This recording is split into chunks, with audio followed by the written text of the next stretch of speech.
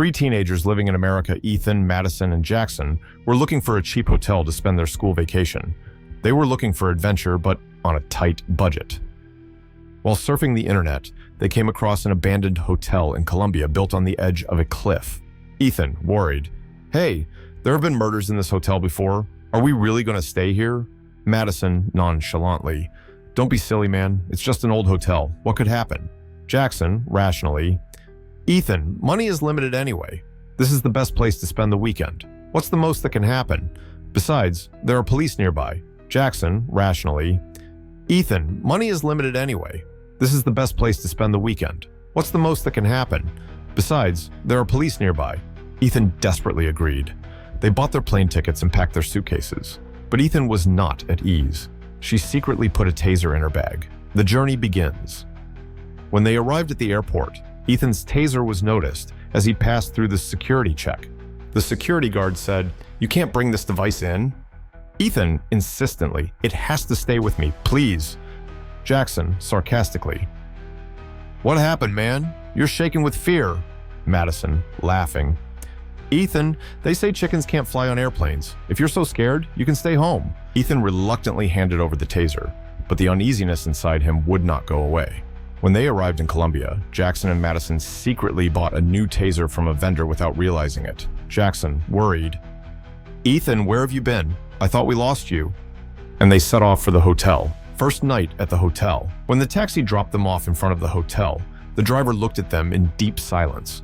The taxi driver, in a quiet whisper, "It will be the last time I see you. Good luck."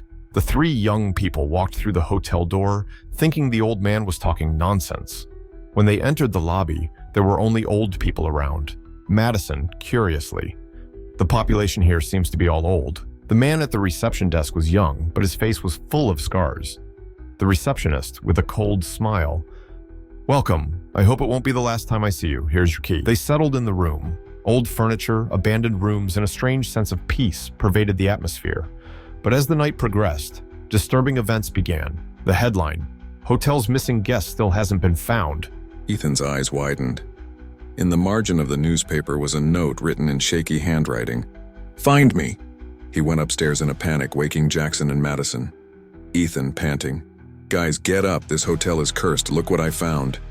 Jackson, sleepily, "Dude, not again. What are you talking about?" Madison, angrily, "Ethan, shut up and let's go to sleep." But Ethan didn't give up. He led them to the room with the sign, "Find me."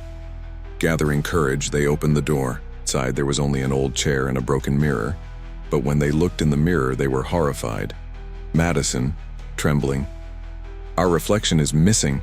One of us is not here." Ethan held his breath. There was a pair of eyes in the mirror, looking from the depths of the room. The eyes of someone who doesn't belong to them, who is lost. The beginning of a nightmare. Just as they were about to run out of the room, the door slammed shut. A woman's hand touched them, and everything went black. When they woke up, they were in their room, but something was missing. Jackson had disappeared.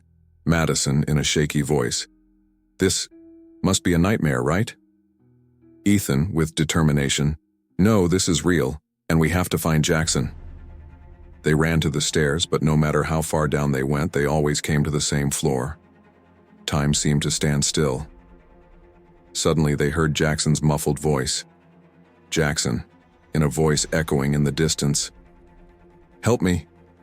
Madison, "Jackson, where are you?" A door opened by itself. Inside, something was written on the walls in red letters. "Find me." As Ethan stepped inside, the light went out. Everything was suddenly plunged into darkness. Jackson stood before them, his eyes glazed over. But it was strange. His gaze was blank. His hands were twisted in a strange way. Madison, whispering, That's not him." Ethan took a step back, shuddering. Ethan, in a whisper, "Let's get out of here." Just as they were about to run, the door slammed shut. A cold wind swept through the room. Everything began to spin and disappear. The world around them was changing. And suddenly, they woke up in their room again.